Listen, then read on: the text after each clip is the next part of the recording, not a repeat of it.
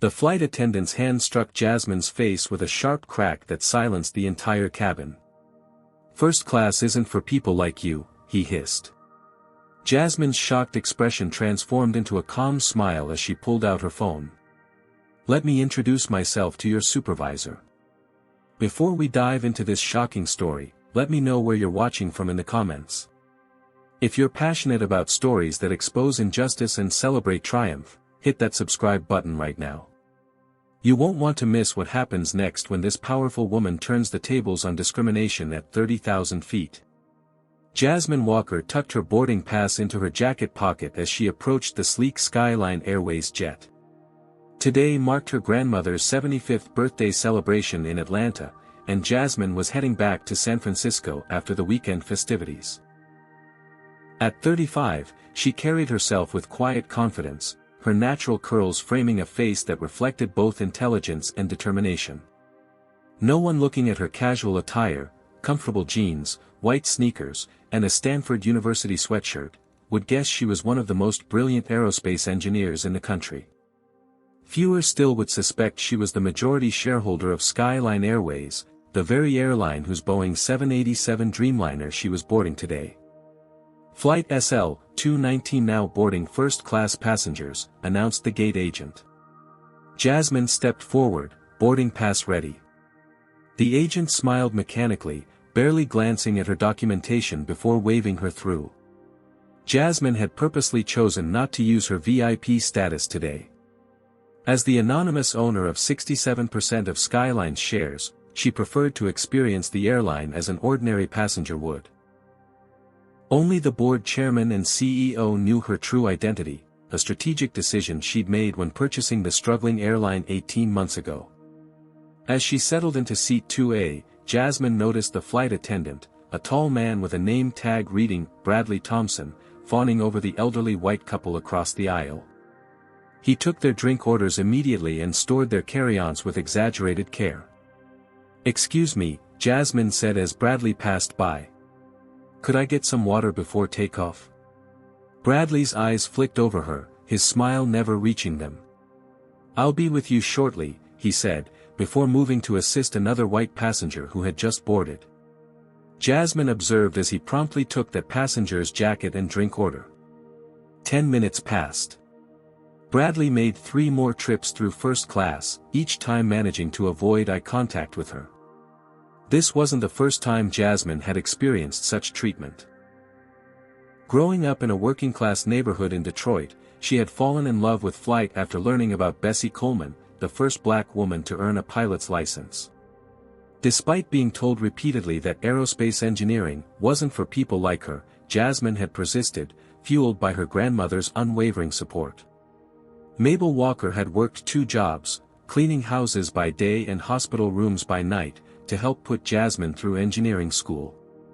"They can close doors," her grandmother always said, "but they can't stop you from building your own doors, with better hinges." Jasmine had built those doors, graduating top of her class from Stanford, earning multiple patents for innovative designs, and eventually founding her own aerospace consulting firm. Her reputation in the industry was sterling, yet she still encountered people like Bradley on a regular basis. 18 months ago, after experiencing a particularly humiliating incident on a Skyline Airways flight, Jasmine had learned the airline was financially vulnerable. Instead of filing a discrimination complaint that would likely be ignored, she decided on a more strategic approach. She leveraged her considerable assets and, through a series of shell companies, purchased a controlling interest in the airline. "Sir," Jasmine tried again as Bradley passed. "I still haven't received any water." Bradley's face tightened. "We're quite busy with boarding. I'll get to you when I can." He immediately turned to the white businessman across the aisle. "Mr. Peterson, would you like a refill on your bourbon?" From the seat beside Jasmine, a woman with silver-streaked black hair raised an eyebrow. "Did he just ignore you again?" she asked in a low voice. "Seems that way," Jasmine replied with a resigned smile. "I'm Alicia Hernandez," the woman said, extending her hand.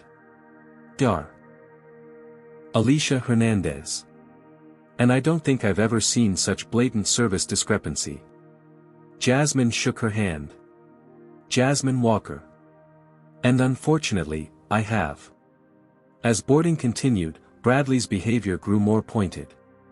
He warmly greeted each white passenger by name, while barely acknowledging Jasmine's presence.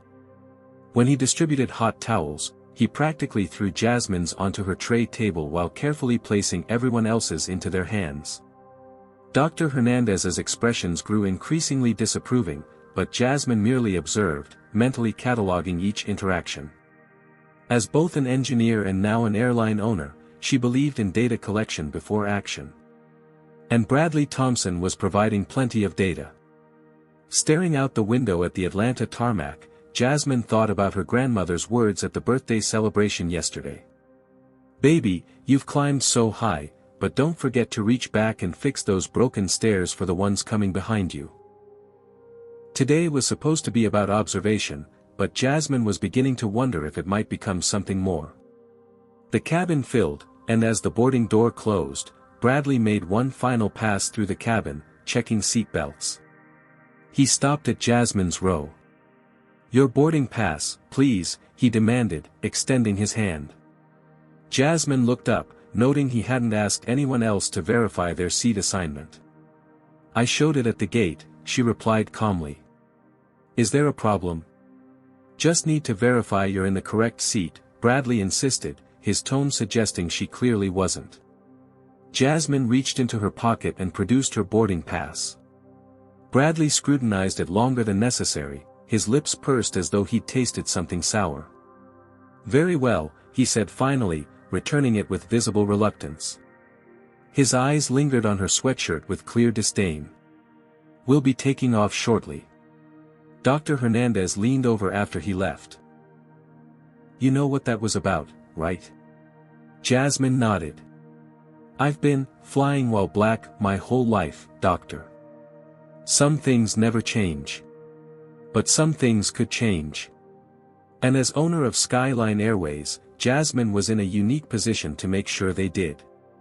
30 minutes into the flight, Jasmine's patience was wearing thin. Every passenger in first class had been served their requested beverages, except her. Bradley had managed to forget her water request 3 times, each time with a different excuse. "I believe I asked for water about 45 minutes ago," Jasmine said as Bradley swept past her seat again. He stopped, his professional smile strained. "Let me see your boarding pass again, ma'am." "You already checked it before takeoff," Jasmine pointed out. She'd observed that no one else had been asked for verification even once, let alone twice. "It's procedure," Bradley insisted, his voice carrying enough that nearby passengers glanced over. "Dar." Hernandez shifted in her seat. "I wasn't asked for mine," she commented pointedly. Bradley ignored her, extending his hand expectantly toward Jasmine. With deliberate calm, Jasmine produced her boarding pass again. This time, Bradley made a show of examining both the pass and her face, as though comparing a questionable ID. Several passengers were now openly watching the interaction. "Is there a problem?" A tall, black flight attendant approached. His name tag read Anthony Nichols, Senior Flight Attendant. "Just confirming this passenger's seating assignment," Bradley replied. "Sometimes people get confused about where they belong." The emphasis on belong wasn't subtle. Anthony glanced at Jasmine, then at her completely legitimate boarding pass in Bradley's hand. "Everything appears in order," Anthony said quietly. "Can I get you anything, ma'am?" "Water would be nice," Jasmine replied. "I've been waiting since boarding." Anthony nodded. "I'll bring that right away." Bradley's face tightened, but he handed the boarding pass back to Jasmine and moved away. As Anthony walked toward the galley, Jasmine noticed he didn't intervene further or speak to Bradley about his behavior. Complicity through inaction, another data point for her evaluation. The water arrived promptly from Anthony, with a murmured apology. Jasmine thanked him, but couldn't help wondering how many other black passengers had experienced similar treatment without having the power she secretly held. Her thoughts drifted to last month's executive meeting. As majority shareholder, she had attended incognito as a financial consultant. The head of customer experience had proudly presented their passenger satisfaction scores, broken down by every demographic except race. When Jasmine had asked about racial disparities in customer experience, the executive had nervously claimed they didn't track that data. Now she understood why. A commotion at the front of the cabin pulled Jasmine from her thoughts. The captain had made an announcement about a minor mechanical issue that would delay their arrival in San Francisco by 30 minutes. Bradley was visibly frustrated, snapping at another flight attendant about adjustment to the service schedule. "Delays make him tense," Dr. Hernandez observed. "Though that hardly excuses his behavior toward you." "No, it doesn't," Jasmine agreed. "I've flown over 1 million miles in my lifetime," Dr. Hernandez continued. "I've never seen such blatant discrimination from cabin crew. Have you considered filing a complaint?" Jasmine smiled slightly. "I'm considering several options." Her laptop chimed with an email notification. As Jasmine reached for it, Bradley rushed past, bumping her elbow. Water from the glass on her tray table splashed across her keyboard. "Oh." Bradley's surprise sounded rehearsed. "I'm so sorry. These aisles are just so narrow." Jasmine grabbed napkins to blot her computer, noting how Bradley had navigated the same narrow aisle perfectly well when serving white passengers. "Let me help," he said insincerely, reaching for her laptop. "No, thank you," Jasmine replied firmly. "I've got it." Bradley's eyes narrowed at her tone. "Well, accidents happen, especially when passengers put too many items on their tray tables." Jasmine had only her water and her laptop on the tray, while the white passenger across the aisle had his tray cluttered with drinks, snacks, and magazines without comment. Discreetly, Jasmine took out her phone and began documenting the incident in her notes app, including time, date, and exact quotations. She also snapped a quick photo of her wet laptop beside her single water glass. "You should not be using electronic devices during service," Bradley admonished sharply. "Actually," Dr. Hernandez interjected, "FAA regulations only restrict device use during takeoff and landing." "We're at cruising altitude." Bradley's face flushed. "I'm well aware of FAA regulations, ma'am. I was simply concerned about electronics near liquids." He turned back to Jasmine. "Perhaps you'd be more comfortable in economy class. I could arrange for a seat swap." The suggestion, moving the only visibly black passenger in first class to economy, hung in the air like a slap. Several nearby passengers shifted uncomfortably. "I'm quite comfortable here, thank you," Jasmine replied evenly. "In the seat assigned on my boarding pass. The one you've checked twice." Bradley's jaw tightened. "Very well. But I'll need you to stow your laptop during meal service."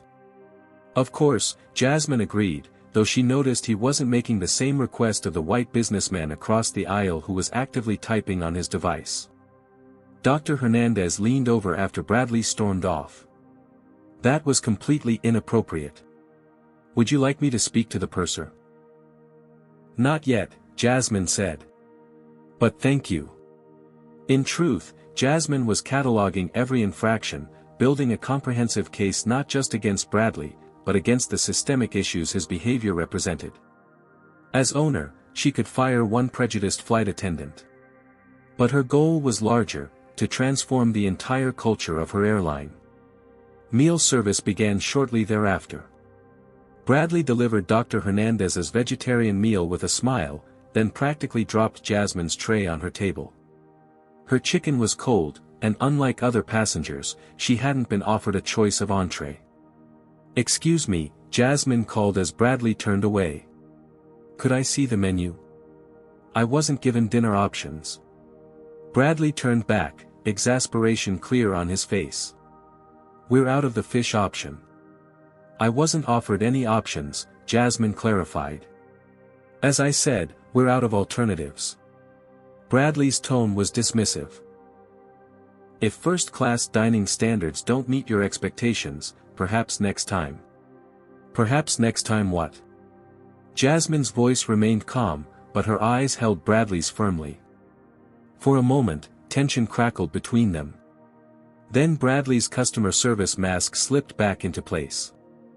Perhaps next time you could request a special meal in advance, he finished, though his original implication had been clear to everyone within earshot. Anthony Nichols approached again, perhaps sensing the tension. Is everything all right here? Ms. Walker wasn't offered meal options, Dr. Hernandez stated before either Jasmine or Bradley could speak. Anthony looked uncomfortable.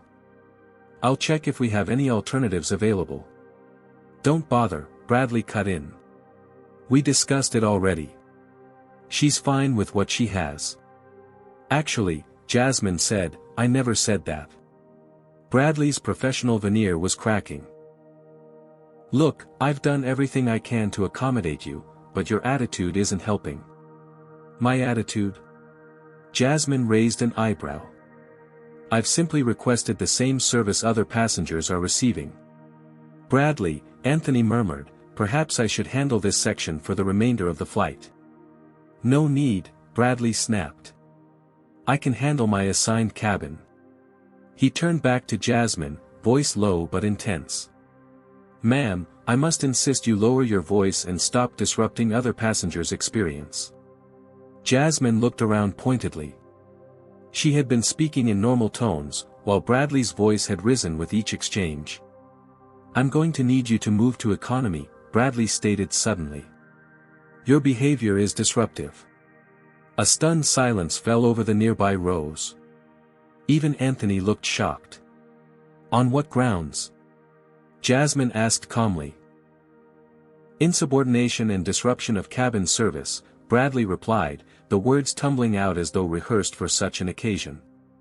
As a flight attendant, I have authority over cabin safety, which includes removing disruptive elements. Disruptive elements? Dr. Hernandez echoed incredulously. She asked for water and meal options. Bradley ignored her. Ma'am, gather your belongings and come with me to economy, or I'll be forced to report this as an in-flight incident. Jasmine sat motionless, acutely aware of all eyes on her. This moment of public humiliation was precisely what Bradley had been building toward, finding an excuse to remove the black woman who dared to occupy first-class space and request equal treatment. No, she said simply. It was time for this confrontation to reach its conclusion. And Jasmine Walker was ready. No. Bradley's voice rose an octave, shock evident on his face. Clearly, he hadn't expected Jasmine to stand her ground. No, she repeated firmly. I've paid for this seat, my boarding pass confirms it's mine, and I've done nothing to warrant removal. I will not move to economy. The surrounding passengers were now openly staring. Anthony Nichols, the senior flight attendant, stepped forward. Bradley, I really think. Stay out of this, Anthony, Bradley snapped. Then, to Jasmine, this isn't a request, ma'am. It's a directive from cabin crew. Stand up and come with me now. Jasmine remained seated, back straight, voice calm. I understand you believe you have the authority to remove me, but I've violated no FAA regulations or safety protocols. I've simply requested equal service. Bradley's face flushed crimson. His hands curled into fists at his sides. Equal service? I've given you exceptional service despite your constant complaints. I've asked for water 3 times and meal options once, Jasmine countered. While documenting that you've promptly served every other passenger in this cabin without requiring multiple requests. She gestured to her phone. I have timestamps. Something dangerous flashed in Bradley's eyes. Phones can be confiscated if used to harass crew members. Documentation isn't harassment, Dr. Hernandez interjected. And I've witnessed everything she's described. This doesn't concern you, Bradley told her sharply, before returning his attention to Jasmine. Stand up. Now. Around them, passengers began to shift uncomfortably. A businessman across the aisle cleared his throat. She hasn't done anything wrong, mate. Maybe just let it go. Bradley ignored him, focusing entirely on Jasmine, who remained calmly seated. Last chance, Bradley warned, leaning closer. Get up willingly, or I'll call the captain and report an unruly passenger. That means police waiting in San Francisco. I'm not moving, Jasmine stated simply. And I suggest you step back from my personal space. What happened next occurred so quickly that later, when passengers described it to investigators, their accounts varied in details but agreed on the essentials. Bradley reached for Jasmine's arm to forcibly remove her from the seat.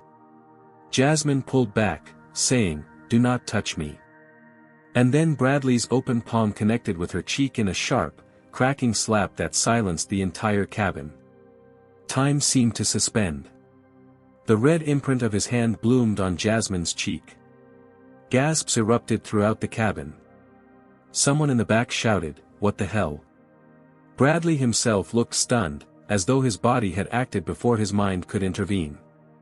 His hand remained suspended in air. The silence that followed lasted only seconds but felt eternal. Then multiple passengers began speaking at once. Did he just hit her? I got that on video. Call the captain. That's assault. Jasmine touched her cheek gently, her expression transformed from shock to a strange, calm focus. When she spoke, her voice was steady. Anthony, I believe this qualifies as an in-flight incident that requires documentation. Anthony Nichols, who had watched the scene unfold with horror, finally snapped to attention. Sir, step away from the passenger immediately. His voice carried an authority that had been absent in his previous interventions. Bradley seemed to suddenly realize the gravity of his action. She was resisting, she tried to, you all saw how she's been behaving. Step away, Anthony repeated firmly. Now. Bradley took one step back, then another. His face cycled through expressions, defiance, fear, and finally, a calculated composure. She provoked this, he said, addressing the cabin at large. She's been antagonizing me this entire flight. Multiple voices contradicted him immediately. A young woman held up her phone. I have the whole thing on video. She didn't do anything. Dr. Hernandez stood up. As a witness to this entire interaction, I can state unequivocally that Ms. Walker did nothing provocative. She merely requested equal service and refused to be unjustly removed from her rightful seat. Bradley's calculated mask slipped again. She doesn't belong in first class. Look at her. She's not like the rest of us.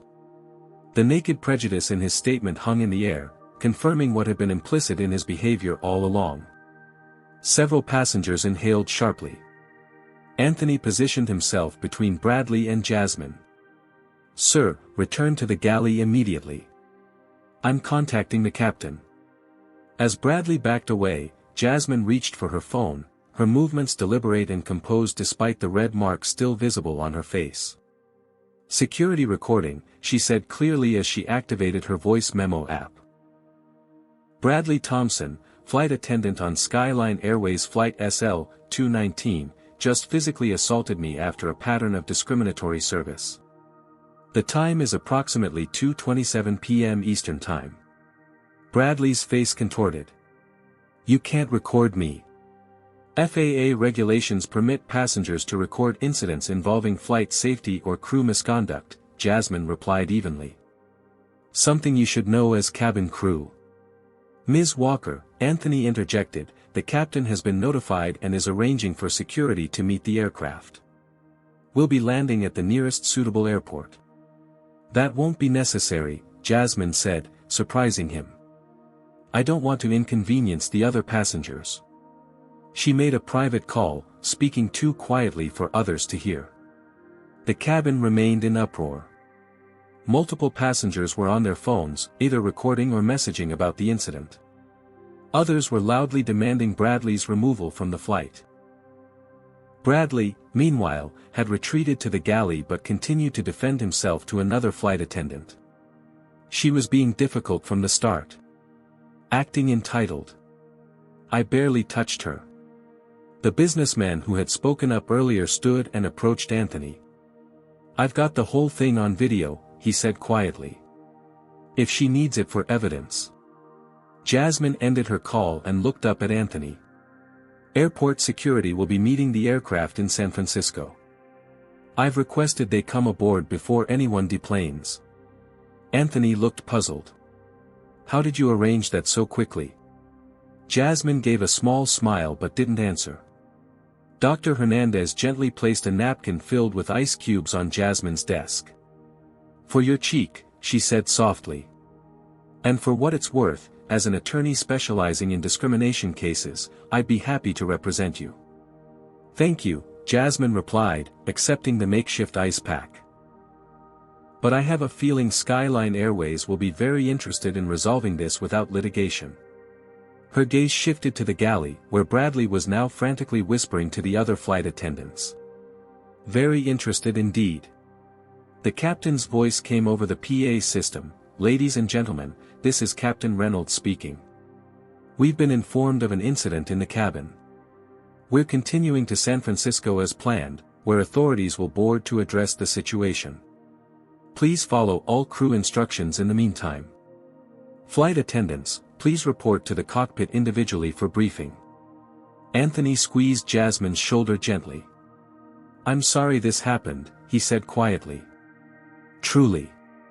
As he walked toward the cockpit, Jasmine pulled out her phone again and made another call. Mr. Peterson, she said when the call connected. We have a situation on Flight SL-219 that requires your immediate attention. Yes, that's the one. I'm on it right now. She paused, listening. No, I don't want it diverted. But I need you at SFO when we land. And contact the board chair. Tell him it's urgent. She ended the call just as Bradley emerged from the galley, visibly shaken after his turn in the cockpit. He avoided looking in Jasmine's direction as he moved to the rear economy section, apparently reassigned for the duration of the flight. Jasmine leaned back in her seat, the ice pack still against her cheek. Her expression was no longer that of a wronged passenger, but of an executive formulating a response to an unexpected crisis. The power dynamics on Flight SL-219 were about to shift dramatically. As Flight SL-219 began its descent into San Francisco International Airport, tension hung in the cabin like fog over the Bay Area. Bradley had been confined to the rear galley for the remainder of the flight, while Anthony and the other flight attendants provided subdued, professional service to the first-class cabin. Captain Reynolds' voice crackled over the intercom, "Ladies and gentlemen, we're beginning our final approach into San Francisco. Local time is 3:47 p.m. with clear skies and 64 degrees. We've been instructed to taxi to a special arrival gate where authorities will board to address the earlier incident. All passengers are asked to remain seated until this process is complete." Murmurs rippled through the cabin. Several passengers glanced sympathetically at Jasmine, whose cheek still bore a faint red mark despite the ice. Dr. Hernandez leaned over. "Are you planning to press charges?" "That depends," Jasmine replied cryptically, "on several factors that will become clear shortly." The plane touched down with a gentle bump, taxiing past the main terminals toward a more isolated area of the airport. Through her window, Jasmine could see several airport security vehicles and, more interestingly, 3 black town cars with the Skyline Airways executive insignia. "They sent the corporate response team," she observed with a slight smile. Dr. Hernandez raised an eyebrow. "That was fast. How did they know?"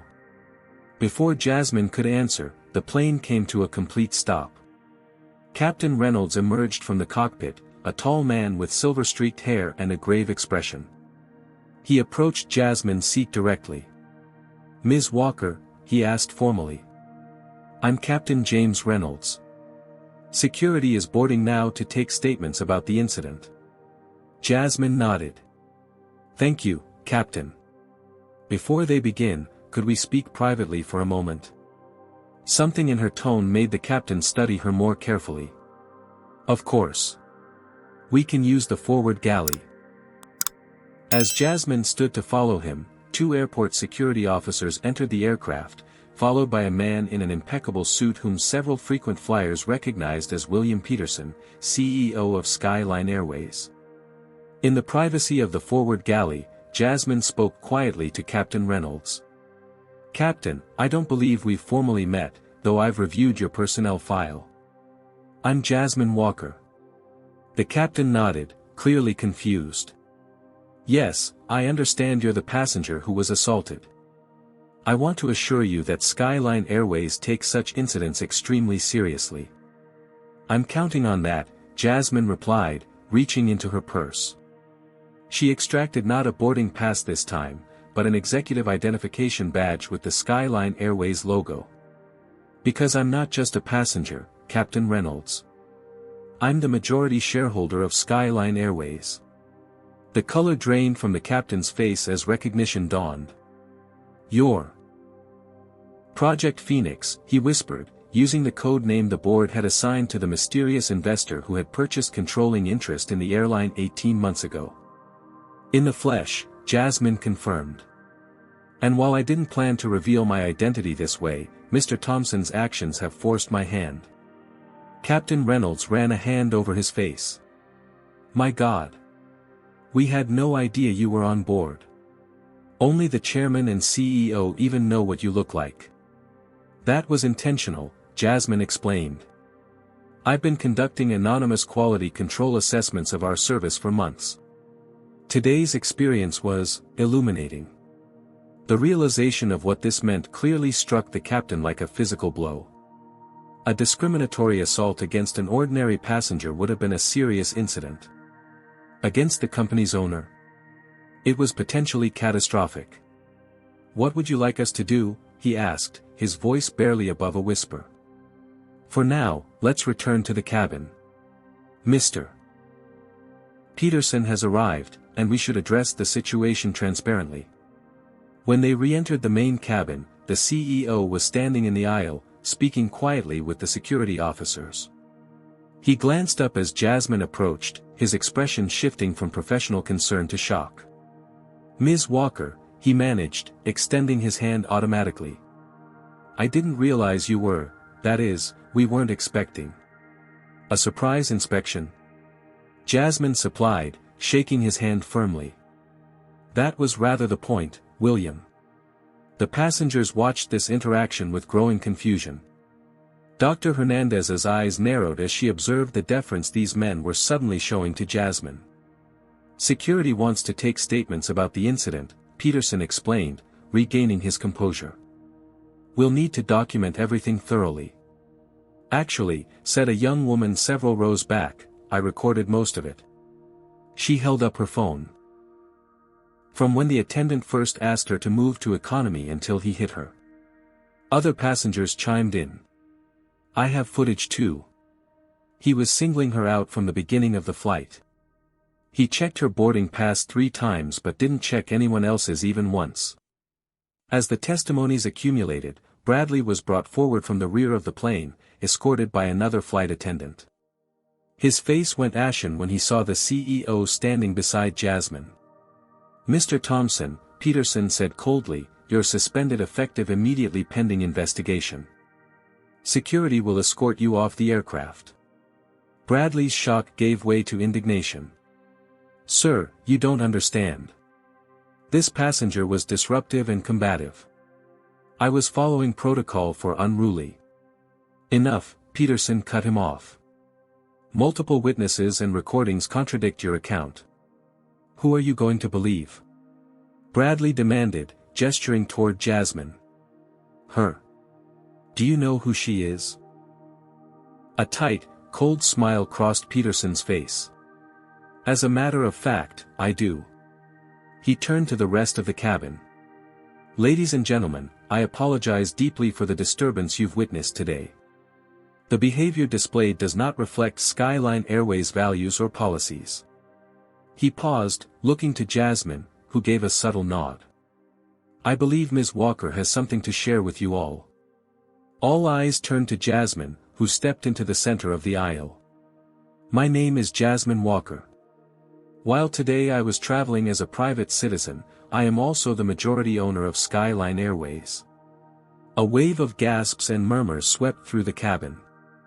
Bradley's face crumpled in disbelief and horror. 18 months ago, Jasmine continued, I purchased controlling interest in this airline after experiencing discriminatory treatment as a passenger. Rather than filing complaints that might be ignored, I decided to change the system from within. She turned to face Bradley directly. Mr. Thompson, your behavior today wasn't just an isolated incident. It represents a culture that I intend to transform. You didn't just assault a passenger today. You revealed a systemic problem that starts at the top and works its way through every level of service. The revelation rippled through the cabin. Passengers exchanged glances of astonishment. Dr. Hernandez let out a surprised laugh of appreciation. That's why she knew exactly who to call, someone whispered loudly. Bradley, now seeming to grasp the magnitude of his situation, tried one last defense. Ms. Walker, I had no idea who you were. If I'd known. That's precisely the problem, Jasmine interrupted. Your behavior shouldn't change based on who you think I am. Every passenger deserves respect and equal service, regardless of their appearance, title, or perceived status. The security officers moved forward to escort Bradley from the plane. As they approached, he made a desperate plea. Please, Ms. Walker, I have a family, a mortgage. It was one mistake in 15 years of service. Dr. Hernandez stood up. Actually, I've been documenting his behavior since boarding. There were at least 7 separate incidents of discriminatory treatment before the physical assault. And as an attorney, I'd be prepared to testify to that effect. Another voice joined from several rows back, Anthony Nichols, the senior flight attendant who had hesitated to intervene earlier. Ms. Walker, I feel I need to speak up. This wasn't an isolated incident for Mr. Thompson. There have been complaints before. Jasmine raised an eyebrow. Complaints that weren't properly addressed? Anthony looked down. Yes. Several. From both passengers and crew members. The CEO's expression darkened further. This was clearly new information to him, or information he'd chosen to ignore. Bradley was escorted off the aircraft, his protests fading as the cabin door closed behind him. Jasmine turned back to address the remaining passengers. I want to thank those of you who spoke up and offered support. Your willingness to be witnesses makes a difference. She gestured to the CEO. Mr. Peterson will ensure each of you receives appropriate compensation for the disturbance to your journey today. Peterson nodded quickly. Of course.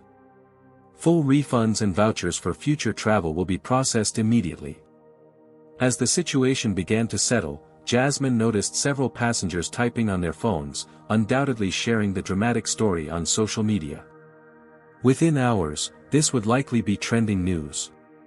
Have you ever witnessed discrimination but felt powerless to stop it? Comment number 1 if you would have spoken up in this situation, or number 2 if fear would have kept you silent. Hit the like button if you believe companies should be held accountable for the actions of their employees, and subscribe to see more stories of justice being served. What do you think will happen next now that Jasmine has revealed her true identity? The fallout is just beginning.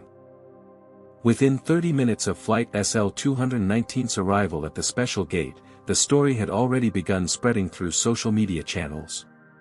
A passenger's 15-second video clip of Bradley slapping Jasmine had accumulated over 50,000 views on Twitter, with the caption, Skyline Airways attendant slaps black female passenger who refused to give up first-class seat. Inside the aircraft, most passengers had been allowed to deplane, though several remained to give formal statements to airport security and airline representatives. Captain Reynolds had opened the cockpit door, standing near the front of the cabin with a troubled expression as he observed the aftermath of the incident. In the terminal, Bradley Thompson sat in a small security office, his face buried in his hands. His 15-year career had imploded in a single moment of lost control, and the realization was finally sinking in. Worse, he had assaulted not just any passenger, but the owner of the entire airline. "This is a mistake," he muttered repeatedly to himself. "This can't be happening." Back on the plane, Jasmine sat calmly in her original seat while William Peterson, the CEO, paced the aisle beside her. "We need to get ahead of this," he insisted, glancing at his phone. #SkylineSlap is already trending. Our PR team is assembling for emergency response. "Good," Jasmine replied. "They can start by not minimizing what happened." Peterson winced. "Of course not. But there are ways to frame this that would protect the company's reputation while still acknowledging." "No," Jasmine cut him off firmly. "We're not framing anything. We're acknowledging that racial discrimination occurred on our airline, culminating in physical assault. And we're outlining concrete steps to ensure it never happens again." The CEO's face tightened with poorly concealed frustration. "Ms. Walker, with all due respect, I've managed corporate crises for 20 years. The standard approach is to treat this as an isolated incident involving one employee who violated company policy. And that approach," Jasmine countered, "is exactly why these incidents keep happening. Bradley Thompson didn't exist in a vacuum, William. His behavior was enabled by a system that ignored previous complaints and fostered an environment where he felt empowered to act this way." Dr. Hernandez, who had remained to provide her statement, nodded in agreement. "If I may," she interjected, "as someone who litigates discrimination cases, Ms. Walker is right. When companies treat these as isolated incidents, they miss the opportunity for meaningful change, and often face multiple lawsuits down the road." Peterson's phone buzzed again. He glanced at it and paled. TMZ has the story. "They're running with airline owner goes undercover, gets slapped by racist flight attendant." "Accurate, if sensationalized," Jasmine remarked. "MS. Walker," Peterson pleaded, "at least let me arrange for a private exit through the VIP terminal. There are reporters gathering at the main arrival area." Jasmine considered this, then shook her head. "No. I'm not going to sneak out as though I have something to hide. I'll exit normally with the remaining passengers." She stood, gathering her belongings. "But first, I want to speak with Bradley." Both Peterson and Dr. Hernandez looked startled by this. "Is that wise?" the CEO asked. "From a legal standpoint. I'm not going to assault him, if that's what you're worried about," Jasmine replied dryly. "But there are things that need to be said, face to face." In the security office, Bradley jumped to his feet as the door opened and Jasmine walked in. Gone was his earlier arrogance, replaced by a desperate, pleading expression. "Ms. Walker," he began immediately, "I can't begin to express how sorry I am. If I'd had any idea who you were—" "Stop right there," Jasmine interrupted, her voice calm but firm. "That's exactly the problem. You believe your behavior would have been justified if I were just an ordinary black woman without power or connections." Bradley faltered. "No, I didn't mean." "Yes, you did," Jasmine countered. "And that's why we're here. Your apology isn't for your actions, it's for choosing the wrong target." She took a seat across from him, maintaining steady eye contact. "I'm not here for your apology, Mr. Thompson. I'm here to make something perfectly clear: what happened today isn't just about you and me. It's about every black passenger who's been made to feel unwelcome, unworthy, or unsafe on our aircraft." Bradley swallowed hard, his earlier defenses crumbling in the face of her composed intensity. "You have two choices now," Jasmine continued. "You can continue claiming you were justified, that I provoked you, that you're the real victim here. Or you can take responsibility, acknowledge the prejudice behind your actions, and commit to doing better." "I have a family," he whispered. "This job is everything." "So did Emmett Till," Jasmine replied quietly. "So do the countless people who face discrimination daily without the power I have to fight back." Something in her words seemed to finally penetrate Bradley's self-absorption. He slumped back in his chair, the reality of his situation fully sinking in. "What happens now?" he asked hoarsely. "You're terminated, effective immediately," Jasmine stated. "That's non-negotiable. Beyond that depends partly on you. Skyline won't press charges if you agree to attend anti-bias training and speak candidly about this incident during our company-wide retraining programs." She stood to leave, then paused at the door. "One more thing, Mr. Thompson. I suggest you examine why your first instinct was to physically strike a woman who simply stood up for her right to equal treatment. That reaction didn't come from nowhere.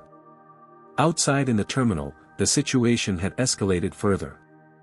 News vans were parked at the curb, and reporters clustered near the arrival area.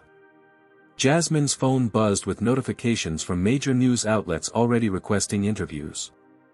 William Peterson intercepted her as she emerged from the security office. "The board chairman is on his way," he reported tensely.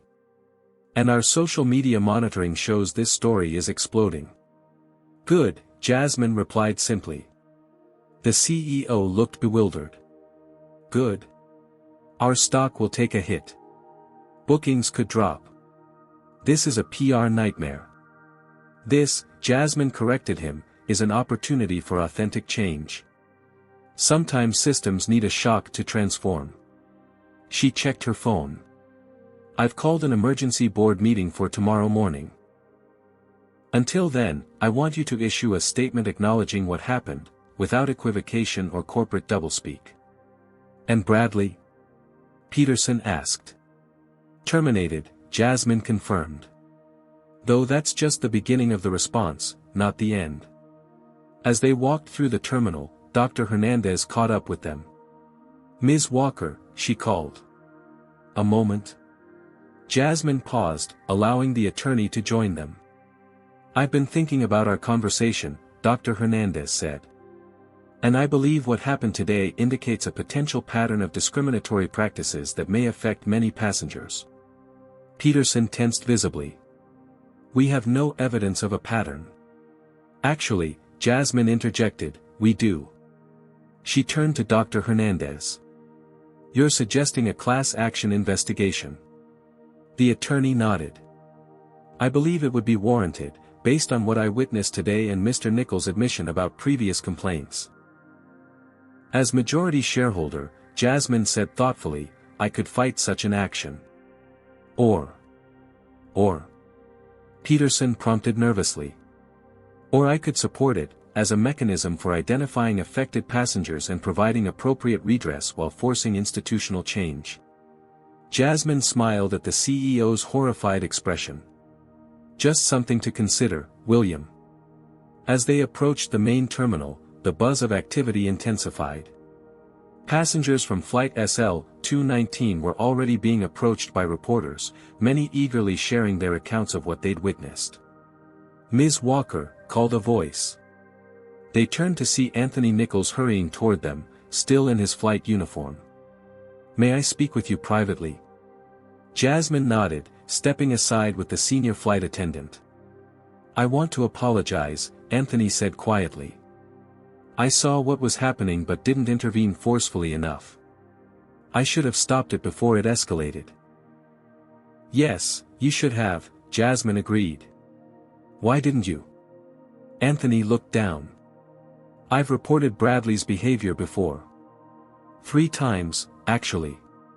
Nothing ever happened." He hesitated. "As a black flight attendant, I have to be careful. When I've spoken up too forcefully in the past, I've been labeled difficult or aggressive." Jasmine studied him thoughtfully. "So you chose self-preservation?" "Yes," Anthony admitted. "And I'm ashamed of that choice." "Don't be ashamed of trying to survive in a biased system," Jasmine told him. "Be motivated to help change that system now that there's an opportunity." Anthony straightened. "That's why I'm here. I have documentation, dates, flight numbers, passenger complaints about Bradley and several others that were never properly addressed. And I'm not the only crew member with such records. Jasmine's expression brightened with interest. "You're organizing." "We're trying," Anthony confirmed. "There's a group of us, flight attendants from diverse backgrounds who've been pushing for better training and accountability for years. Come to the board meeting tomorrow," Jasmine decided. "Bring your documentation and anyone else who's willing to speak up." It's time these voices were heard at the highest level. As they parted, Jasmine caught sight of a familiar face among the gathering crowd, her grandmother, Mabel Walker, accompanied by Jasmine's assistant. The elderly woman moved forward with dignified purpose, ignoring the reporters calling questions. "Baby girl," she said, reaching for Jasmine's hands. "Are you all right?" "Thomas called me as soon as he heard." "I'm fine, Grandma," Jasmine assured her. "Better than fine, actually. Remember when you told me to fix those broken stairs for the ones coming behind me? I think today might have kicked that process into high gear." Mabel studied her granddaughter's face, noting the faint mark still visible on her cheek. Her expression hardened. "Someone put their hands on you." "Someone who won't be in a position to do that to anyone else," Jasmine replied firmly. "And whose actions have opened a door for real change." As they moved toward the exit, reporters surged forward, calling questions. "Ms. Walker, did you board this flight intending to expose discrimination? Will you be pressing charges against the flight attendant? Is this part of a larger investigation into Skyline Airways practices?" Jasmine paused, considering the media gauntlet before her. This wasn't how she'd planned to become the public face of Skyline Airways, she'd preferred working behind the scenes. But perhaps transparency was exactly what was needed now. "I'll make a brief statement," she decided, turning to face the cameras. William Peterson moved to stand beside her, his expression a mask of professional concern that didn't quite hide his anxiety. The reporters fell relatively quiet, cameras and microphones pointed toward Jasmine. "Today, I experienced firsthand what too many travelers face regularly, discrimination and ultimately violence based on race," she began clearly. "As both a passenger and the owner of Skyline Airways, I want to state unequivocally, this behavior has no place in our company or in our society." She paused, letting her words sink in. "In the coming days, Skyline will announce comprehensive changes to our training, reporting, and accountability systems.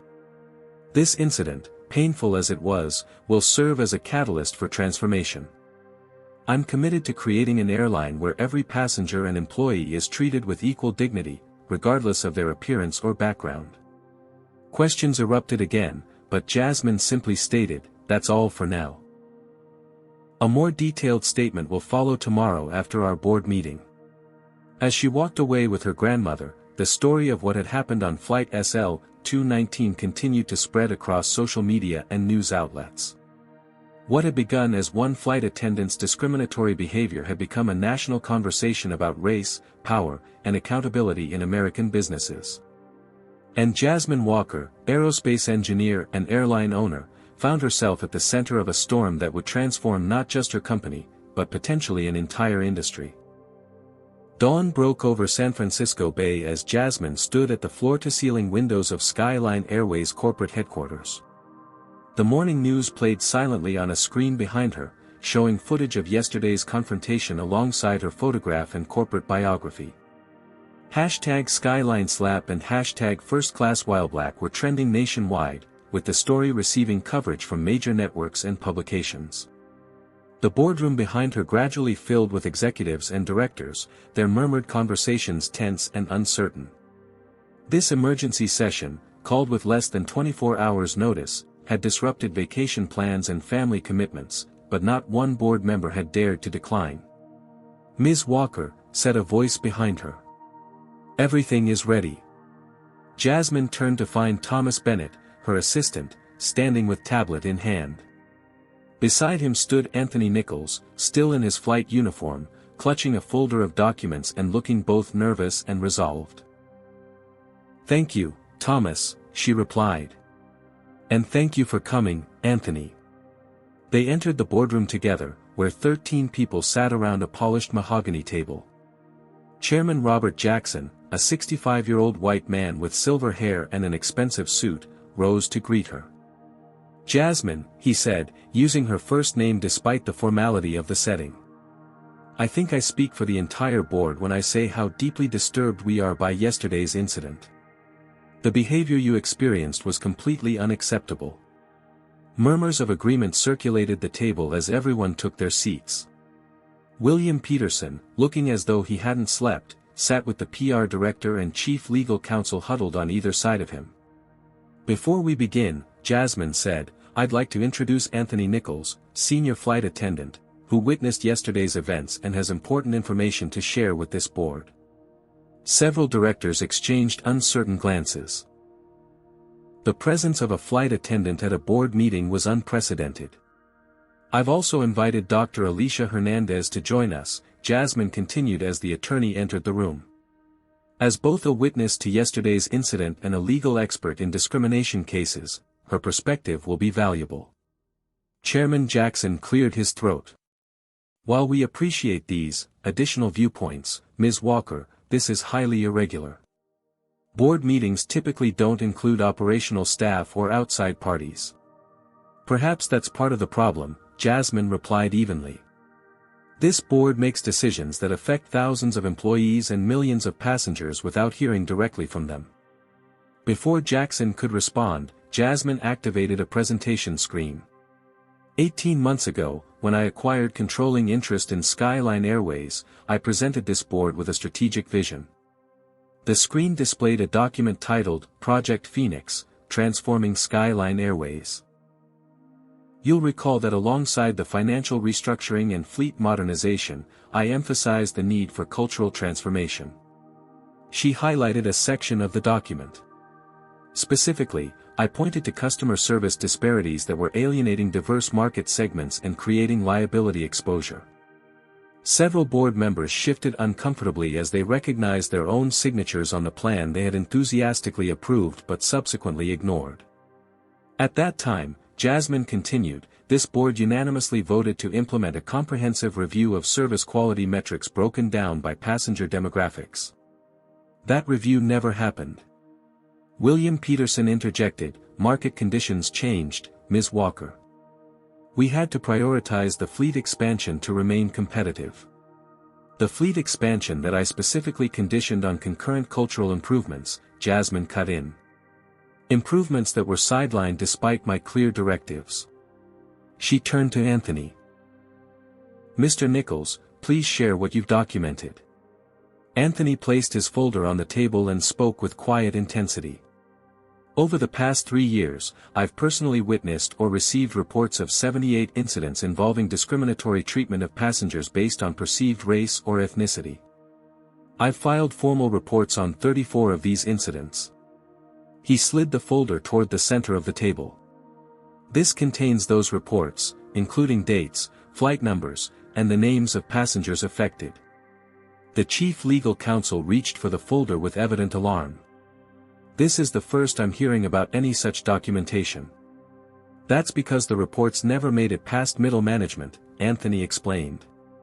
They were consistently classified as customer satisfaction issues rather than discrimination complaints, which would have triggered different protocols. Dr. Hernandez spoke up. In my legal experience, this pattern of reclassifying discrimination complaints is disturbingly common, and constitutes a form of institutional discrimination itself.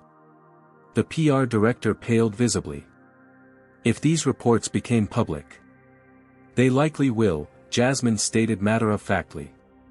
Because I'm not interested in burying them. I'm interested in addressing them.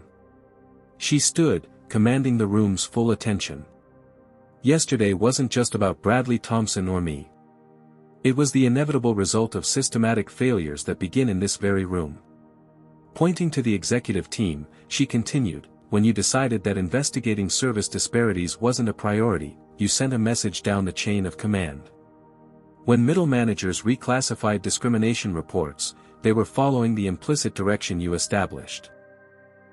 And when Bradley Thompson felt empowered to mistreat a black passenger without consequences, he was acting within a system that has historically protected such behavior. The room fell silent as the weight of her words settled over the assembly. Finally, Chairman Jackson spoke. "What exactly are you proposing, Ms. Walker?" Jasmine activated the second part of her presentation. Project Truth and Reconciliation. A comprehensive plan with 5 components. The screen displayed her outline. 1. Independent audit of all passenger complaints from the past 5 years. 2. Mandatory bias training for all customer-facing staff. 3. Revision of reporting systems to properly track discrimination claims. 4. Creation of a passenger advocacy office with direct board access. 5. Financial compensation for previously affected passengers. The cost for full implementation is projected at $23 million, Jasmine stated. A stunned silence followed. $23 million. The CFO finally sputtered. That's nearly our entire projected profit for the quarter. Yes, Jasmine agreed simply. And it's approximately 1/10 of what we'd pay if even half of Anthony's documented cases became class action lawsuits. Dr. Hernandez nodded confirmation. Recent settlements for similar corporate discrimination cases have averaged $50 to $100 million, not including brand damage. Beyond the financial considerations, Jasmine continued, this is simply the right thing to do. Both morally and strategically. She brought up another slide showing demographic projections.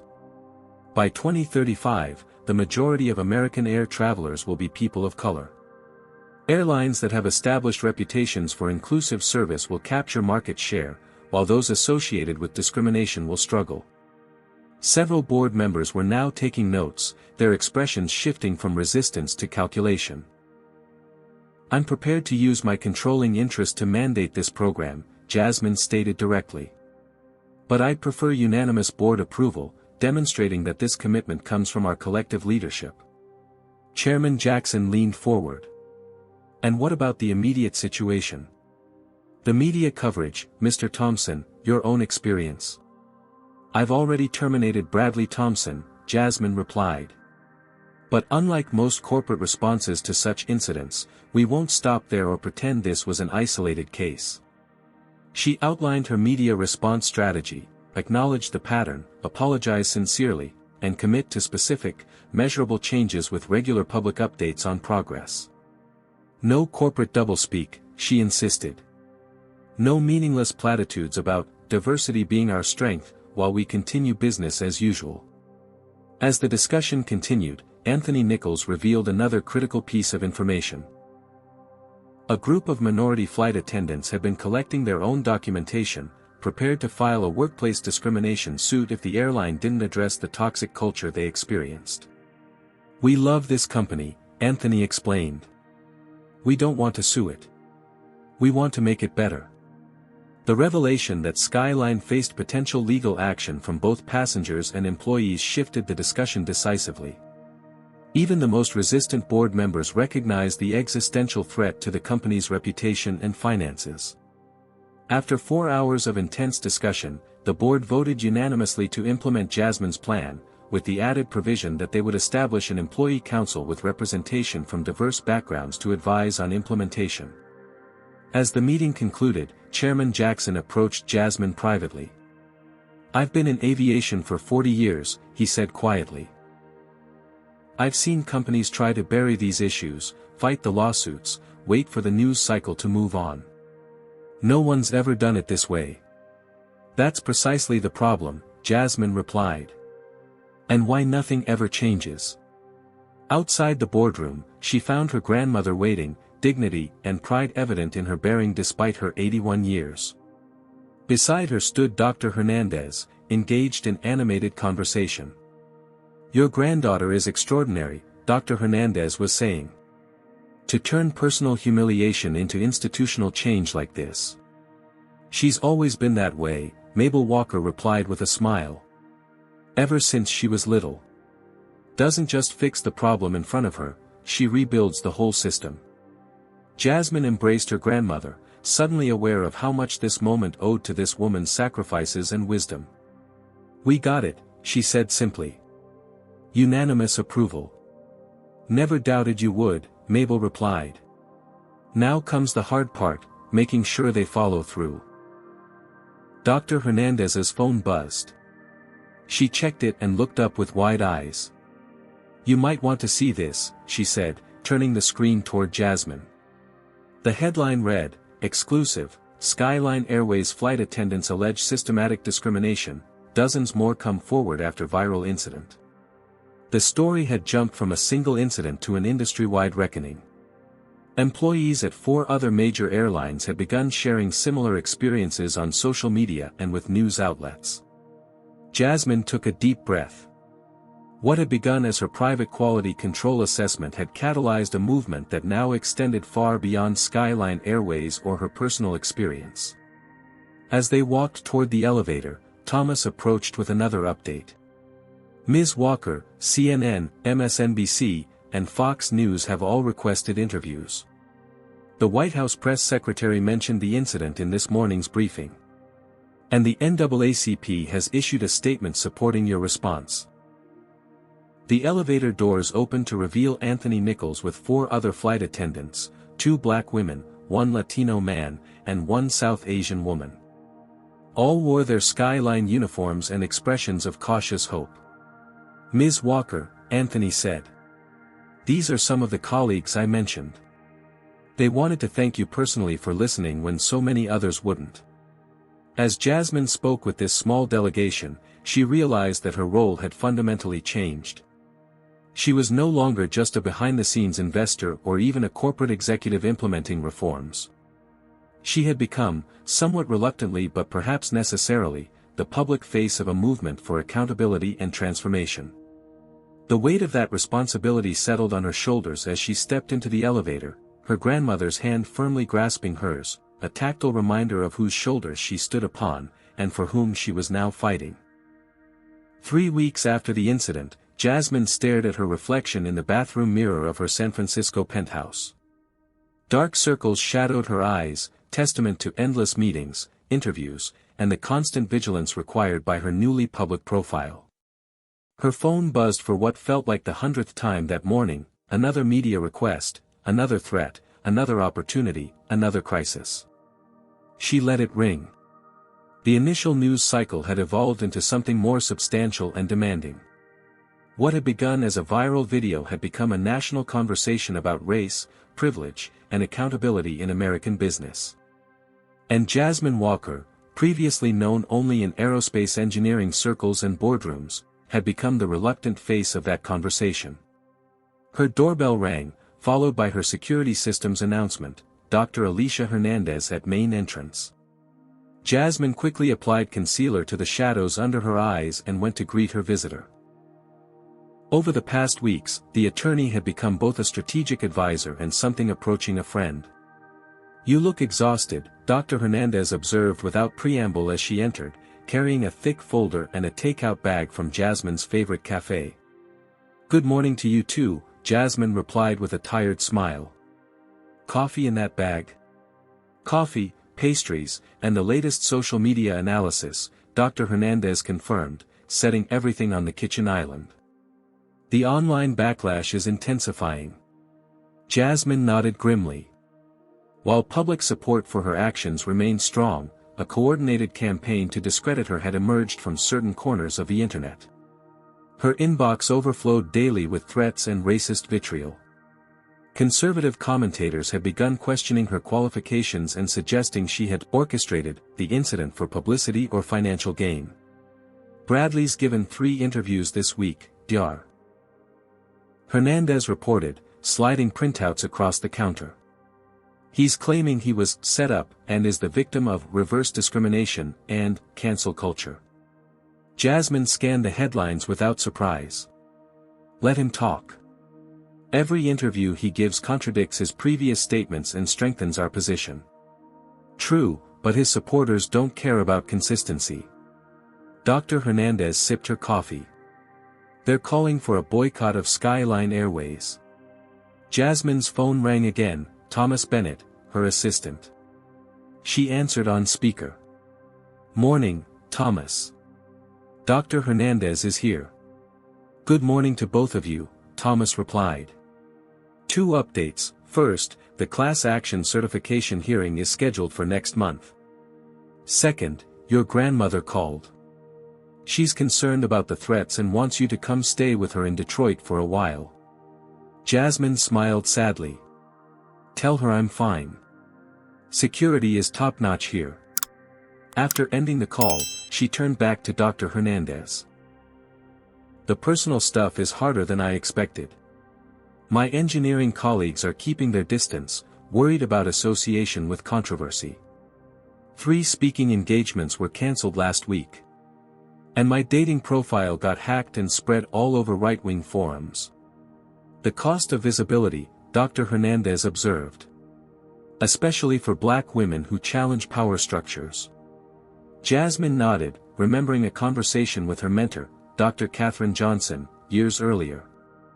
The legendary NASA mathematician had warned her, excellence isn't enough, Jasmine.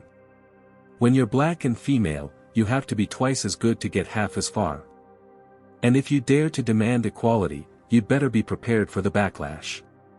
Dr. Johnson had faced discrimination at NASA in the 1960s while helping calculate flight trajectories for the Apollo missions. Decades later, Jasmine was fighting similar battles in supposedly more enlightened times. I keep thinking about Bessie Coleman, Jasmine said quietly. When no American flight school would accept her because she was black and a woman, she learned French and went to France to get her pilot's license. Then came back and still couldn't get hired, so she became a barnstormer, doing aerial shows to support herself. She stared out the window at the San Francisco skyline. All that talent, all that determination, and still she had to fight just for the chance to do what she loved. Dr. Hernandez watched her thoughtfully. You're at a crossroads, aren't you? Weighing the personal cost against the potential impact. Jasmine didn't answer immediately, instead opening her laptop to show the attorney a series of emails. These came in yesterday. From black flight attendants, pilots, airline executives, even airport ground crew. All sharing similar experiences. All thanking me for speaking up. One message particularly stood out. A 16-year-old black girl who wrote that seeing Jasmine stand up to discrimination had inspired her to pursue her dream of becoming an aerospace engineer despite being the only girl of color in her advanced science classes. This is why I can't retreat now, Jasmine said. But I won't pretend it isn't taking a toll. Her phone chimed with a news alert. Bradley Thompson was filing a countersuit claiming defamation, intentional infliction of emotional distress, and wrongful termination. He was seeking $15 million in damages. He's got backing, Dr. Hernandez noted, reading over Jasmine's shoulder. Those lawyers aren't working pro bono. Of course not, Jasmine agreed. This isn't just about Bradley anymore. It's about pushing back against the very idea of accountability for discrimination. Her security system announced another visitor, William Peterson, the CEO of Skyline Airways. Jasmine sighed. I'd better take this one alone. Dar. Hernandez gathered her materials. Call me after. And Jasmine? Remember to set boundaries. This fight is a marathon, not a sprint. Once the attorney had left, Jasmine admitted Peterson, noting his harried appearance and the folders clutched in his hands. 3 board members are threatening to resign, he said without greeting. They claim the negative publicity and program costs are damaging shareholder value. They're welcome to leave, Jasmine replied calmly. As majority shareholder, I'll accept their resignations and replace them with directors committed to our new direction. Peterson's expression tightened. The implementation costs are already exceeding projections. $23 million will be just the beginning. Then adjust the projections, Jasmine said simply. This isn't optional, William. It's necessary both morally and strategically. That's easy for you to say, Peterson snapped, his professional veneer cracking. You're independently wealthy from your engineering patents and consulting firm. Some of us have our entire careers invested in this airline. Jasmine fixed him with a level gaze. You think this isn't costing me anything? My engineering clients are disappearing. I've received death threats. My grandmother is afraid to answer her door because reporters camp outside her house. She stood, matching his height. But unlike Bradley Thompson, I don't expect special treatment. I made choices and I'm living with the consequences, just as this company must finally face the consequences of the culture it created. Peterson deflated slightly. I'm not your enemy, Jasmine. I'm trying to navigate a middle path that preserves the company while implementing these changes. There is no middle path with discrimination, Jasmine replied firmly. You're either actively fighting it or you're enabling it. And Skyline Airways has enabled it for far too long. After Peterson left, Jasmine found herself alone again in her penthouse, the weight of decision settling heavily on her. Her phone showed 17 missed calls, 46 text messages, and over 300 emails. The world demanded her attention, her energy, her response. A video call from her grandmother provided momentary respite. You look tired, baby girl, Mabel Walker observed through the screen. I am tired, Grandma, Jasmine admitted. Sometimes I wonder if I should have just filed a complaint and left it at that. Mabel's expression grew serious. Let me tell you something about tired. I was tired when I cleaned houses all day and hospital rooms all night to put you through school. Your great-grandmother was tired when she picked cotton from sunup to sundown. Your great-great-grandmother was tired when she carried the scars of whips on her back. Her voice softened. But they kept going because they believed better days were coming for the ones who'd follow.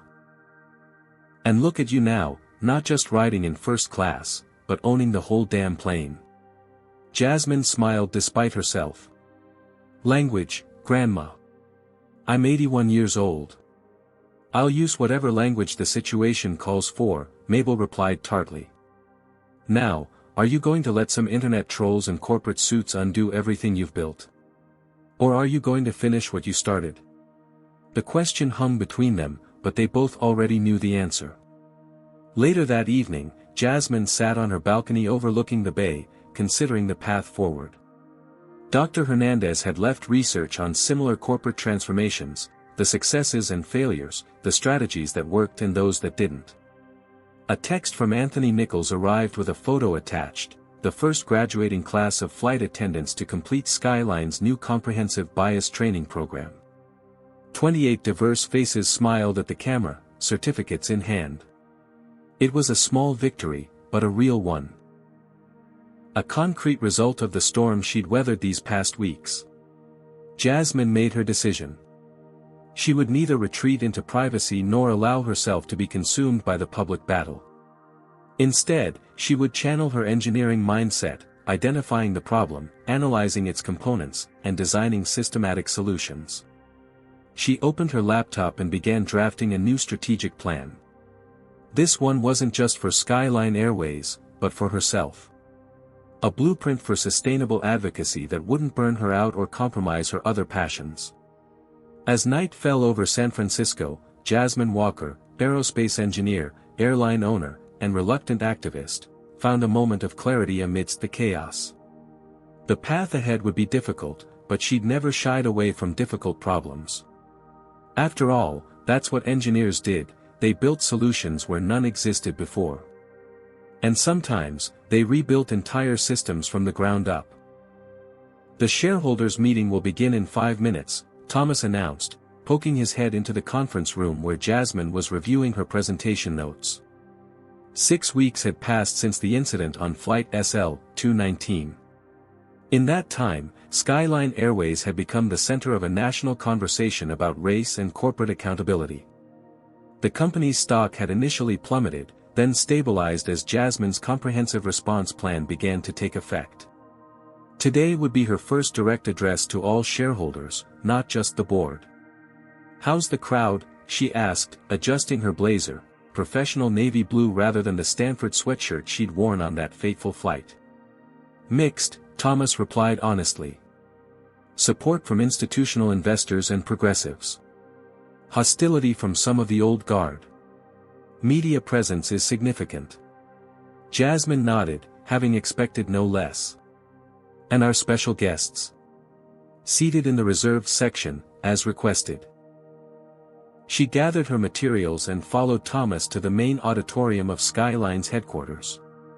As she entered through a side door, the buzz of conversation momentarily halted, then resumed with greater intensity. Nearly 400 shareholders filled the room, along with journalists, analysts, and other stakeholders.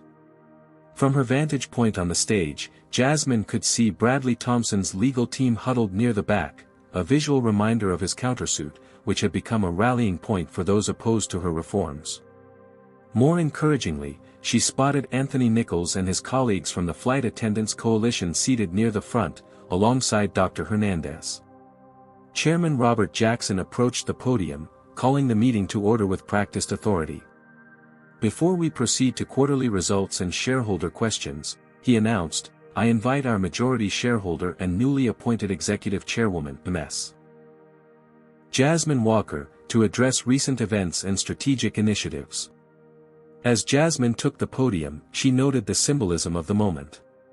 Just 6 weeks ago, she had been an anonymous passenger being told she didn't belong in first class. Today, she stood before hundreds as the most powerful person in the room. Good morning, she began steadily.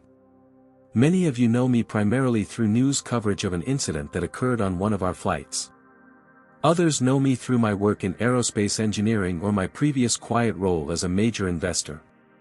Today, I want to speak to you directly about who I am, why I bought this airline, and where we go from here. The room quieted as Jasmine projected her first slide, not a corporate logo or profit chart, but a photograph of her grandmother, Mabel Walker. This is the woman who raised me, Jasmine explained. A woman who worked 2 jobs to put me through engineering school, who taught me that excellence wasn't optional, and who showed me that systems can be changed from within when you acquire the power to do so. She clicked to the next slide, her engineering patents, her consulting firm's client list, her academic credentials. I didn't purchase Skyline Airways on a whim or as a vanity project. I acquired it after experiencing discrimination as a passenger and recognizing a business opportunity. An airline with excellent routes and equipment but declining customer satisfaction and employee morale represented both a problem to solve and an investment with significant upside potential. Murmurs rippled through the audience as many shareholders realized for the first time that her interest in the airline had begun as a strategic business decision, not merely a social justice crusade. The incident 6 weeks ago was unfortunate, she continued, but it exposed systemic issues that were already costing this company millions in lost revenue, employee turnover, and potential liability. Problems that this board had previously agreed to address but subsequently deprioritized. Several board members shifted uncomfortably as Jasmine displayed the original Project Phoenix document with their signatures clearly visible. Today, I'm not here to rehash what happened on Flight SL-219. I'm here to outline our strategic response and explain why it represents sound business practice in addition to ethical leadership. For the next 30 minutes, Jasmine presented a comprehensive analysis that connected improved diversity practices directly to bottom-line performance. She cited research showing that airlines with strong reputations for inclusive service commanded premium pricing, experienced lower employee turnover, and generated stronger customer loyalty. Our implementation of the Truth and Reconciliation program is already showing measurable results, she noted, displaying early metrics. Employee satisfaction has increased 12%. Applications for flight attendant positions are up 37%. And our customer feedback scores have improved across all demographic categories. She then addressed the concerns that had dominated financial news. Yes, this initiative carries significant costs, $27 million to date. But compared to the estimated $90 million in legal exposure from documented discrimination cases, plus incalculable brand damage, this represents a sound investment in Skyline's future. The room had grown notably quieter as even skeptical shareholders recognized the business logic behind her approach. This wasn't just moral posturing, it was strategic risk management and brand positioning. Now, I'd like to address Bradley Thompson's countersuit directly, Jasmine continued, causing a stir of interest. Mr. Thompson claims he was wrongfully terminated and defamed. However, his actions were captured on multiple recordings, witnessed by dozens of passengers, and violated explicit company policies. More importantly, our investigation revealed this was not an isolated incident. She nodded to Anthony Nichols, who stood briefly as she acknowledged him.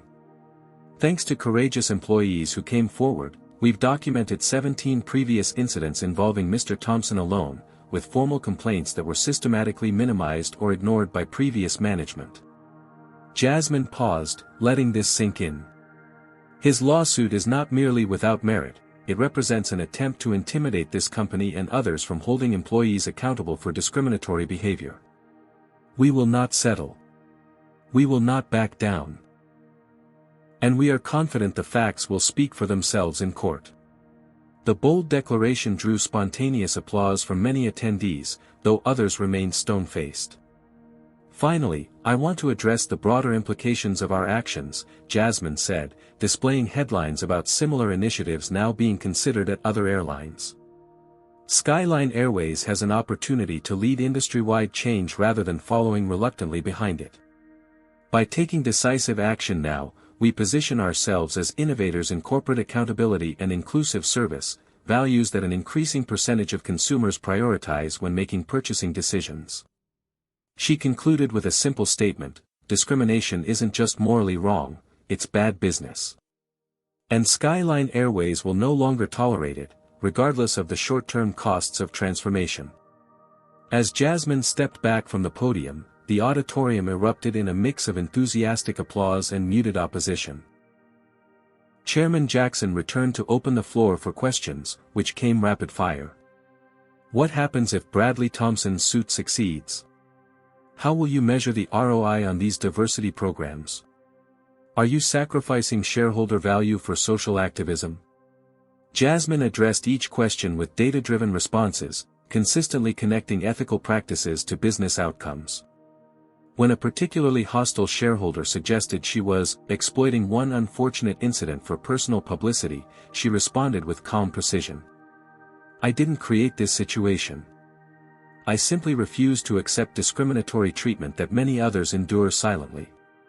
The question isn't why I spoke up, but why such behavior was tolerated for so long.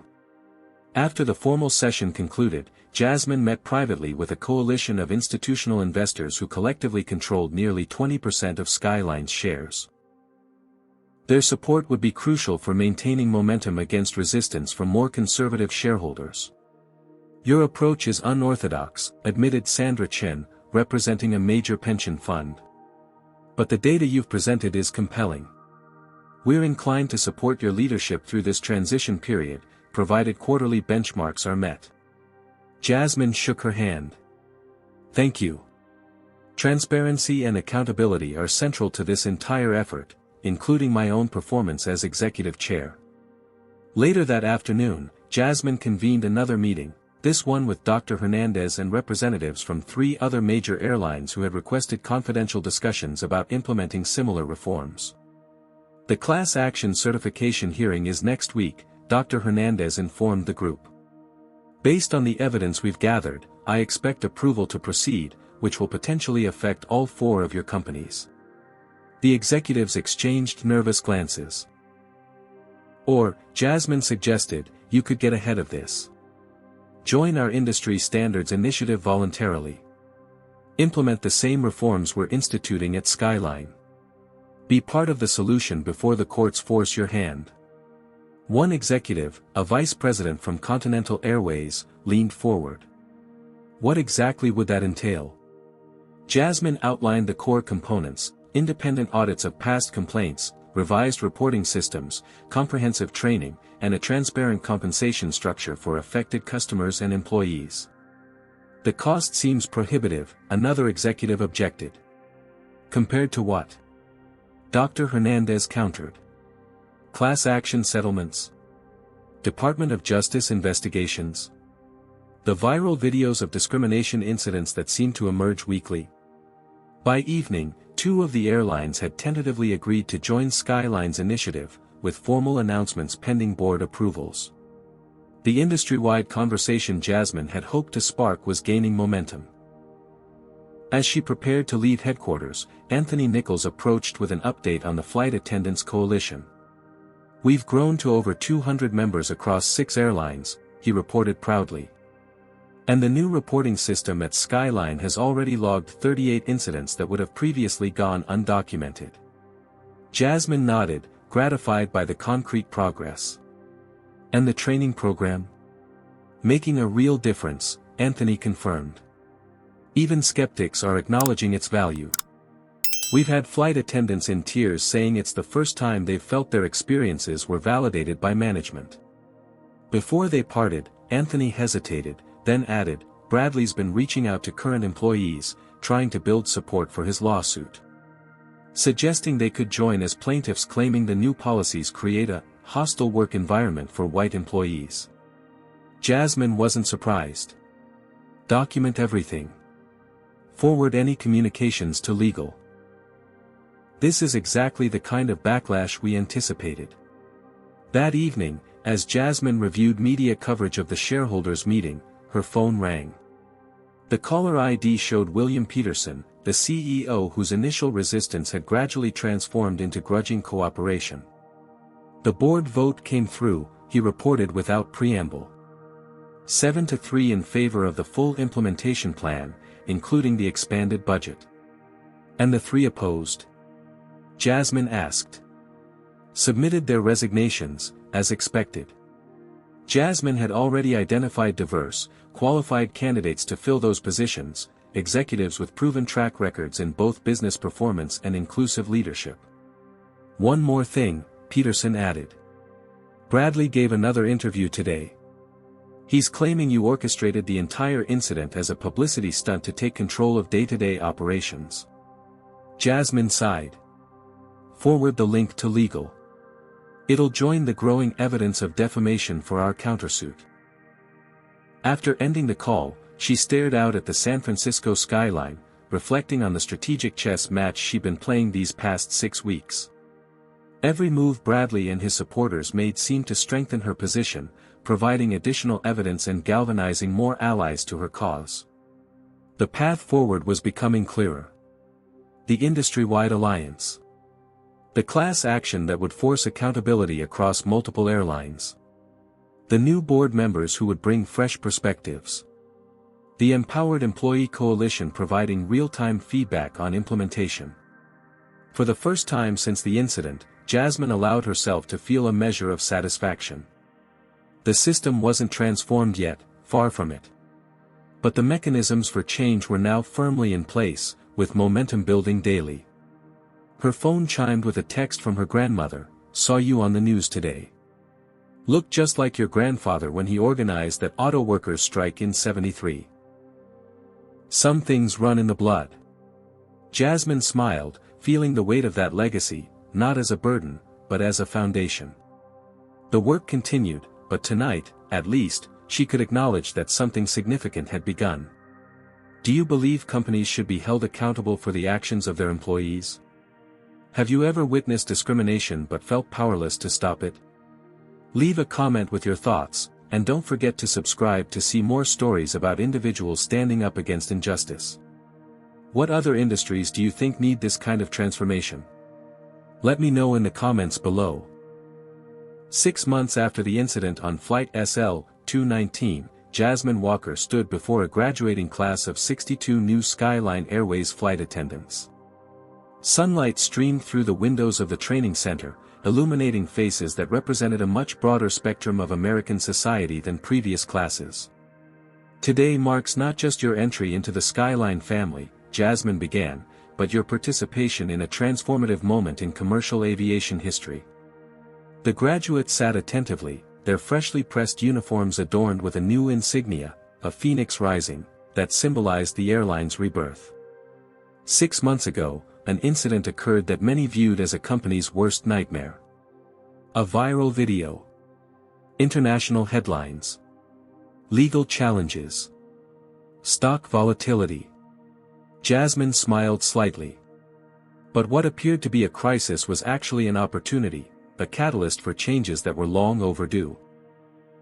She gestured to the training modules displayed on screens around the room, comprehensive lessons on unconscious bias, cultural sensitivity, conflict de-escalation, and equitable service delivery that now formed the core of Skyline's employee preparation.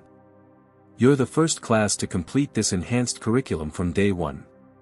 You're entering an airline that's fundamentally different from what it was just 6 months ago. The statistics supported her claim. Customer complaints related to discriminatory treatment had decreased by 62%. Employee retention had improved by 28%.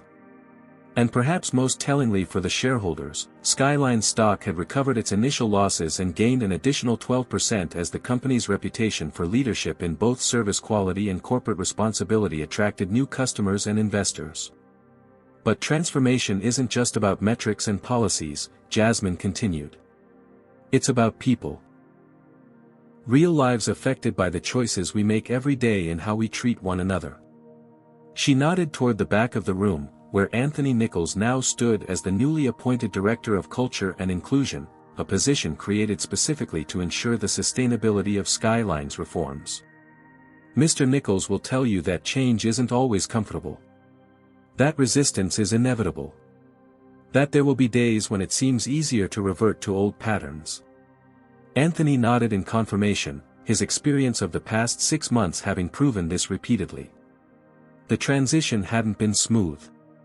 Several long-time employees had resigned rather than adapt to new expectations.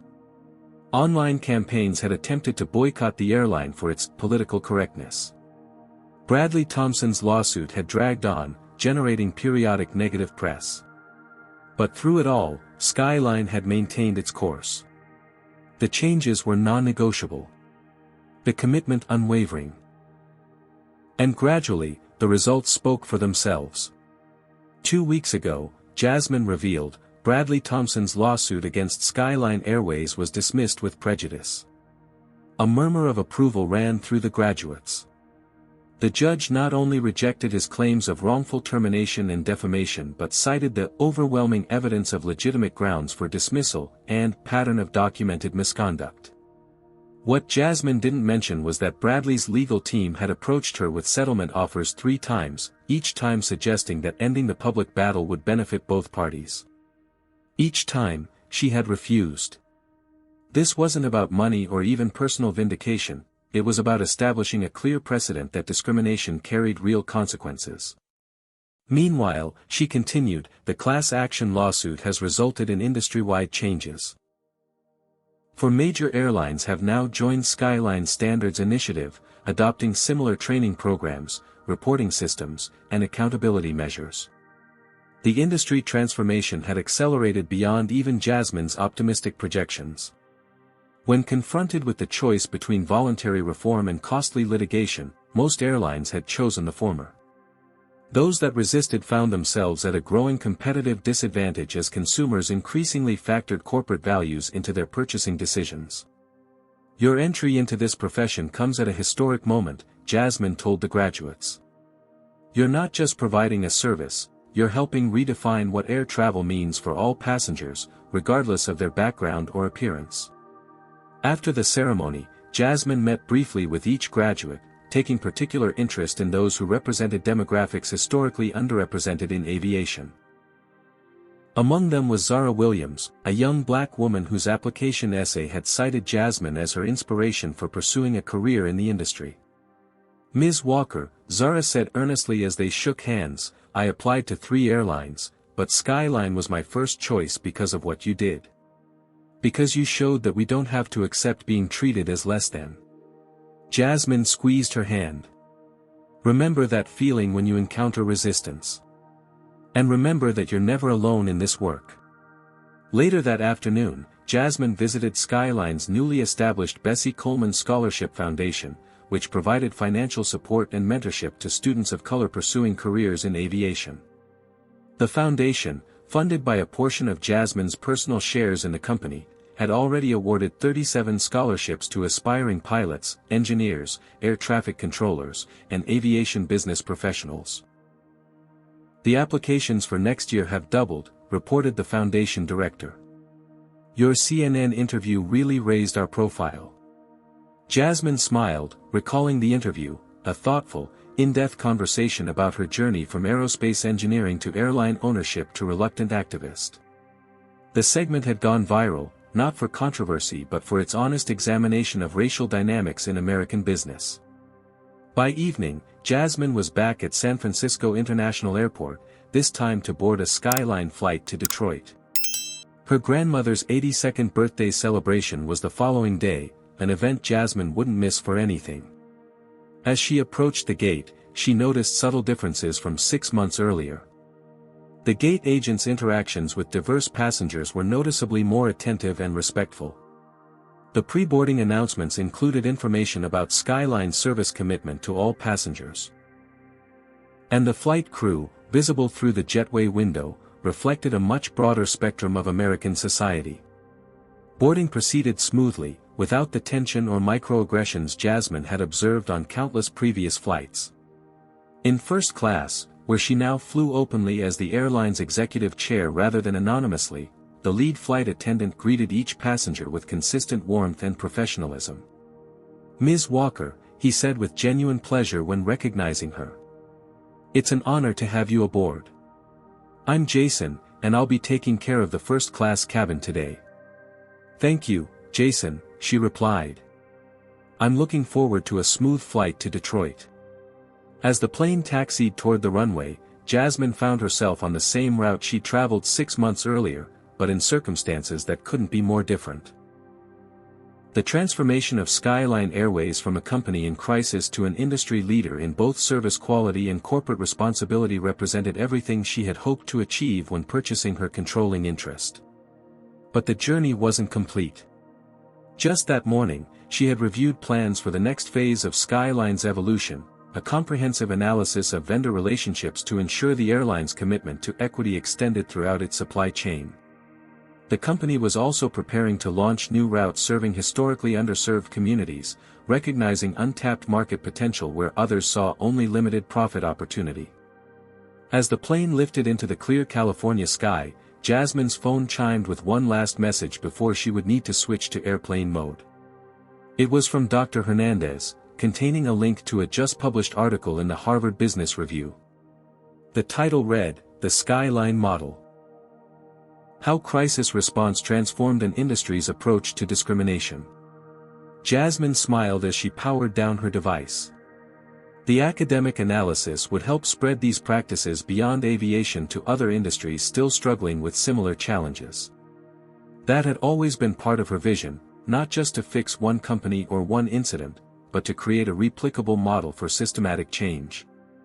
As the plane reached cruising altitude, Jasmine recalled something her grandmother had told her years ago, when she was struggling to gain acceptance in the predominantly white, male field of aerospace engineering. "Baby, sometimes you have to build your own door when nobody will let you in through theirs." She had built that door, first through her engineering career, then by purchasing Skyline Airways. And now, that door stood open for others to follow. The flight attendant approached with a pre-departure beverage. "Water, as you preferred on your profile, Ms. Walker." "Perfect, thank you," she replied, noting the small but significant detail. The crew had checked her preferences rather than making assumptions. In the cockpit ahead, Captain Lisa Rodriguez, recently promoted to chief pilot, guided the Boeing 787 Dreamliner eastward. But this wasn't just any Dreamliner, it was the first to incorporate modifications based on Jasmine's own engineering designs, improvements that increased fuel efficiency while enhancing passenger comfort. The journey had come full circle. The aerospace engineer who had faced discrimination as a passenger had transformed not just company policy but the physical aircraft itself. And in doing so, she had created something that extended far beyond one flight or one airline, a model for confronting discrimination with strategic, systemic solutions rather than performative gestures or defensive denial. As she gazed toward the horizon, Jasmine reflected that this was never the path she had imagined when purchasing Skyline Airways. But sometimes transformation required an unexpected catalyst, a moment of crisis that revealed deeper truths and created openings for fundamental change. 6 months ago, a flight attendant's hand had struck her face, momentarily silencing a crowded cabin. Today, That single act of discrimination had been transformed into a movement for accountability that resonated far beyond one airline or one incident. The slap had been heard around an industry. And its echoes continued to drive change. What would you have done in Jasmine's position? Would you have revealed your identity immediately, or waited to gather more evidence as she did? Comment below with your thoughts. If this story inspired you, please hit the like button, share it with someone who needs to hear it, and subscribe for more powerful stories of justice and transformation. Thank you for joining me on this journey. Until next time, remember that one person's courage can transform an entire system. This story illustrates powerful truths about confronting discrimination in today's world. First, racism often persists not through isolated, bad actors, but through systems that enable and protect discriminatory behavior. Jasmine's strategic approach shows that documenting patterns rather than reacting to single incidents creates lasting change. Second, true transformation requires both personal courage and structural power. While Jasmine's individual stand was important, her ability to implement systemic changes came from her position of authority. This highlights why representation matters at leadership levels. Third, accountability must be consistent and transparent. By refusing to settle Bradley's lawsuit or minimize the incident, Jasmine established clear precedent that discrimination carries consequences. Finally, the story demonstrates how economic and moral imperatives can align. Discrimination isn't just ethically wrong, it's bad business that damages companies financially through lost talent, customers, and opportunities. The most powerful response to discrimination isn't just calling it out, but rebuilding systems that prevent it from happening again. Sometimes transformation requires an unexpected catalyst that reveals deeper truths and creates openings for fundamental change.